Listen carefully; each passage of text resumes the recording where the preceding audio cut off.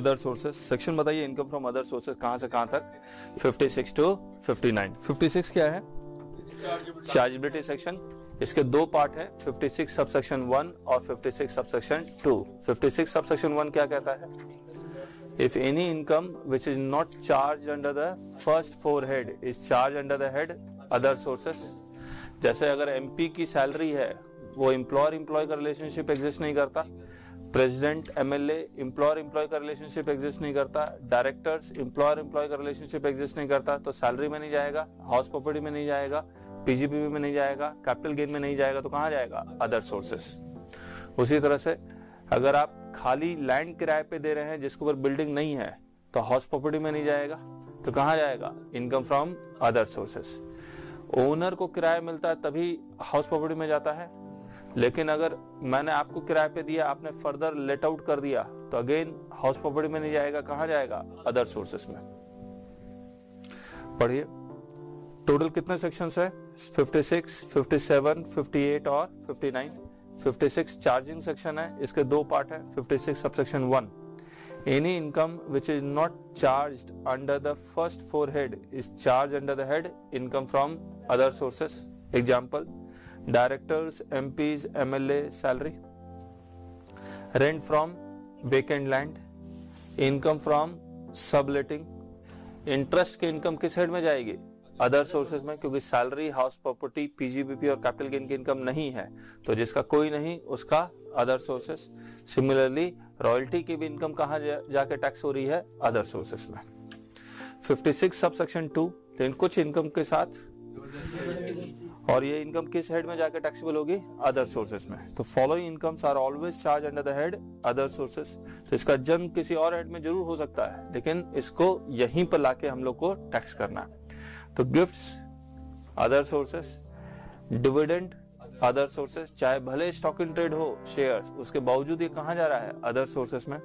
Lottery income other sources, rent of plant machinery, ये सब कहां जाएगा, अदर सोर्सेस में जाएगा।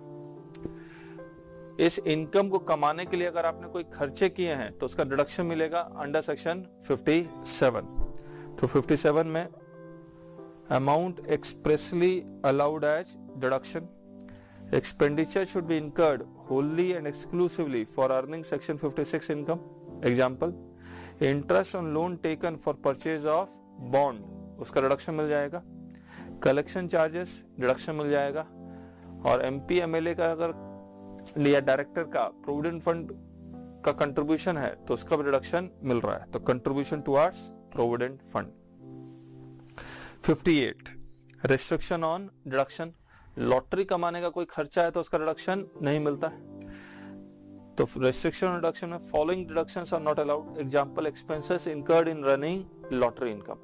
इसमें जो भी रिस्ट्रिक्शन आप पढ़ेंगे 58 में, जैसे payment made to relative which is unreasonable, that is also not allowed as deduction। तो पीजीबीपी के बहुत सारे सेक्शंस यहाँ पर ऑटोमेटिकली एप्लीकेबल हो जाते हैं, तो 58 में वो सब लिखे हुए भी है। और 59 क्या है, deemed income as per section 41। जैसे हमने बताया था, recovery of bad debt after the business has been closed down, तो वो किस हेड में जाता है, पीजीबीपी में। लेकिन अगर वो अदर सोर्सेस में भी जा सकता है, अगर अदर सोर्सेस वाले की रिकवरी होती है तो।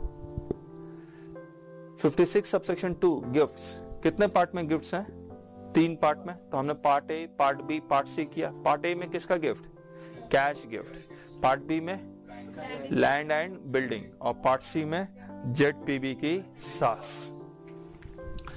देखिए, सबसे पहले डोनर कौन होगा, हम लोग पार्ट ए कर रहे हैं, डोनर कौन होगा, एनी पर्सन। डोनी कौन होगा, इंडिविजुअल और एचईएफ, अदर देन इंडिविजुअल और एचईएफ, अदर देन रिलेटिव, क्योंकि रिलेटिव को गिफ्ट मिलेगा तो टैक्सेबिलिटी नहीं आएगी, जेन्युइन गिफ्ट मानते हैं हम लोग। और गिफ्ट का मतलब कंसिडरेशन इज 0, वही दे दिया। कितना रुपया कैश, कितने रुपए से ज्यादा, 50,000। एग्रीगेट करके या विदाउट एग्रीगेशन, एग्रीगेट करके। अगर एग्रीगेट करके मान लीजिए आपको 6 लोगों से 10-10 हजार रुपया मिला ईच, तो टोटल एग्रीगेट कितना मिला, 50,000 रुपए से ज्यादा, तो whole amount of ₹60,000 is taxable under the head other sources in the year of receipt. पढ़ता हूं, part A, nature of gift, cash gift. Donor कौन होगा, एनी पर्सन, डोनी इंडिविजुअल और एचईएफ, कंसिडरेशन इज निल। कितना? In excess of cash, in excess of 50,000 in aggregate लिख लेना, 50,000 in aggregate. Taxable whole of aggregate amount tax under the head other sources. फिर part B, land and building कब से applicable हुआ? 1 अक्टूबर 2009 से applicable हुआ। कौन देगा डोनेशन? गिफ्ट कौन दे रहा है? डोनर। किसको मिल रहा है? इंडिविजुअल और HUF other than relative. Consideration nil, और इसके आगे लिख लो नील और इनएडुकेट कंसिडरेशन। अगर मैं लैंड और बिल्डिंग गिफ्ट करता हूं, कौन सी वैल्यू चेक करते हैं हम लोग? Circle rate. तो सर्कल रेट अगर 50,000 रुपए से ज्यादा है तो taxable under the head other sources. दूसरा, अगर आपने सर्कल रेट मान लीजिए 4 लाख है, अब 4 लाख रुपए की प्रॉपर्टी आप खरीदते हैं और 4 लाख रुपए की प्रॉपर्टी अगर आप 3 लाख रुपए में खरीदते हैं, डिफरेंस कितना है? 1 लाख। ये डिफरेंस अगर 50,000 रुपए से ज्यादा है, that this difference will be taxed under the head other sources। पढ़िए। A, stamp duty value exceeds 50,000। B, difference stamp duty value minus purchase price in excess of rupees 50,000, then whole amount is taxed under the head other sources। Part C, ZPB की सास on or after 1st October 2009। ZPB के सास का full form बताओ? Jewellery, archaeological collections, drawings, painting, bullion, sculptures, any work of art and shares. कौन देगा donation? Any person. किसको? Individual, HUF other than relative. Consideration nil और inadequate. Same land और building की तरह काम करेगा, लेकिन यहां पर सर्कल रेट की जगह क्या देखते हैं? Fair market value. तो अगर आपको गिफ्ट मिला है फेयर मार्केट वैल्यू जिसकी एक्सेस है 50,000 रुपए से, इन एग्रीगेट चेक करेंगे हम लोग। और अगर आप 4 लाख रुपए की ज्वेलरी 3 लाख रुपए में खरीदते हैं तो जो डिफरेंस है 50,000 रुपए से ज्यादा है, that whole amount of difference is tax under the head other sources. आया? Exception part A B C का एक्सेप्शन क्या है? अगर आप गिफ्ट रिसीव कर रहे हैं फ्रॉम रिलेटिव तो ये टैक्सेबिलिटी नहीं आएगी। जेन्युइन गिफ्ट को हटा दिया गया। Gift received under a will और inheritance, money received from local authority, gifts received on the marriage of the individual, gifts received in contemplation of the death of the payer, money received from a registered charitable institute, money received from any fund, foundation, university और other educational institution, medical institution. तो इनसे अगर आपको gift मिलता है तो taxability नहीं आएगी क्योंकि जेन्युइन गिफ्ट माना गया। रिलेटिव में सारे लोगों को कवर कर लिया गया। अगर जिसको गिफ्ट मिल रहा है उससे रेफरेंस हम रिलेटिव देखते हैं, तो एक्स अगर है तो एक्स के रेफरेंस में कौन है? Mrs x. और अगर एक्स का रिलेटिव देखा जाए तो brother sister of x, lineal ascendant father mother, दादा दादी, नाना नानी, और lineal descendant son daughter, grandson granddaughter, grandson granddaughter. ठीक है। और फादर के ब्रदर और सिस्टर, यानी कि ब्रदर कौन हो गए? फादर के चाचा या ताऊ। सिस्टर कौन हो गई? बुआ हो गई। और मदर साइड के रिलेटिव में मामा या मौसी। और बीवी साइड रिलेटिव में कौन कौन आ जाएगा? सास ससुर, दादा सास, दादी ससुर, नाना सास और नानी ससुर। गलत बोल गया मैं? रिकॉर्डिंग भी गलत हो।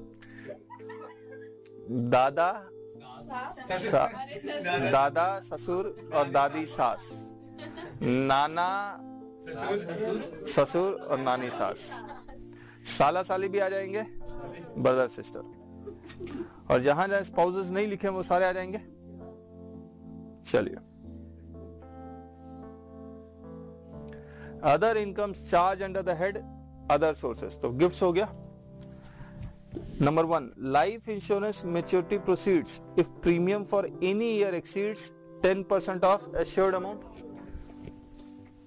तो ये किस हेड में जाएगा? जो लमसम आप विड्रॉ करेंगे मैच्योरिटी के वक्त, ये पूरा अमाउंट अदर सोर्सेज में जाकर टैक्सेबल हो जाएगा। दूसरा, फैमिली पेंशन, अगर इंप्लॉय की डेथ हो गई तो उसके लीगल हेयर को फैमिली पेंशन मिल रही है, अदर सोर्सेज में जाएगा। वैसे तो एग्जाम्प्ट होना चाहिए था, लेकिन एग्जाम्पशन नहीं दे रहे हैं, तो क्या दे रहे हैं? डिडक्शन दे रहे हैं। कितना? 1/3 और ₹15,000 विच एवर इज लोअर। तीसरा, owning and maintaining race horses, इसके खर्चे हैं तो वो माइनस हो जाएंगे। Fourth, letting of plant and machinery, ये भी कहा जाएगा? अदर सोर्सेस में। अगर आप पूरी की पूरी फैक्ट्री बिल्डिंग किराए पे दे रहे हैं, composite letting of building plant and machinery, ये भी कहा जाएगा? अदर सोर्सेस में। और लॉटरी इनकम है कहां? अदर सोर्सेस में। लॉटरी का डेफिनेशन आपको बता दिया था मैंने।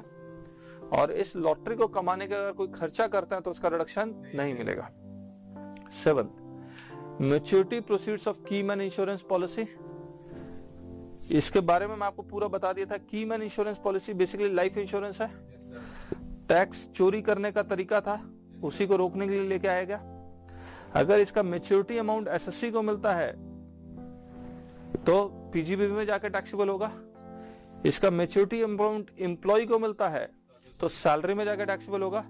इसका मैच्योरिटी अमाउंट एम्प्लॉय के डेथ के बाद उसके लीगल हेयर्स को मिलता है तो अदर सोर्स में जाके टैक्सेबल होगा। अब interest on securities, if securities are held as stock in trade then interest is charge under the head business. और कौन सा सेक्शन एप्लीकेबल हो जाएगा? पीजीबीबी के सारे सेक्शन एप्लीकेबल हो जाएंगे, 28 to 44D। If securities are held as investment then interest is charge under the head other sources. और 56 to 59 यानी कि अदर सोर्सेस के सारे सेक्शंस एप्लीकेबल हो जाएंगे। इस इंटरेस्ट को कमाने के लिए अगर आपने कोई खर्चा किया है तो उसका रिडक्शन मिलेगा। 57 में interest on loan and collection charges allowed as deduction. ये 57 कब एप्लीकेबल होगा? जब interest is charge under the head other sources. लेकिन if interest is charge under the head PGBP तो ये भी डिडक्शन तो मिलेगा लेकिन सेक्शन 37 में मिलेगा। ठीक है। Following interest exempt from tax under section 10 subsection 15। मैंने आपको बताया था पोस्ट ऑफिस स्कीम में जितने भी स्कीम है पोस्ट ऑफिस वाले वो सारे इंटरेस्ट एग्जेम्प्ट हो जाते हैं, दो को छोड़ के। एक पोस्ट ऑफिस सेविंग स्कीम जहां पर ₹3500 अगर सिंगल अकाउंट है और अगर ₹7,000 अगर जॉइंट अकाउंट है, और पोस्ट ऑफिस मंथली स्कीम। तो पोस्ट ऑफिस मंथली स्कीम का इंटरेस्ट टैक्सेबल होगा और पोस्ट ऑफिस सेविंग अकाउंट का इंटरेस्ट 3500 या 7000 से ज्यादा होगा तो टैक्सेबल होगा। पढ़िए। Full exemption, cash certificates, fix deposit, cumulative time deposit account, कितना भी अमाउंट ऑफ इंटरेस्ट है वो पूरी तरह से एग्जाम्प्ट है। पार्शियल एग्जाम्पशन, सेविंग अकाउंट में सिंगल है तो up to ₹3500 is exempt, joint है तो up to ₹7000 is exempt. Note, interest on monthly scheme is not exempt but interest is fully taxable.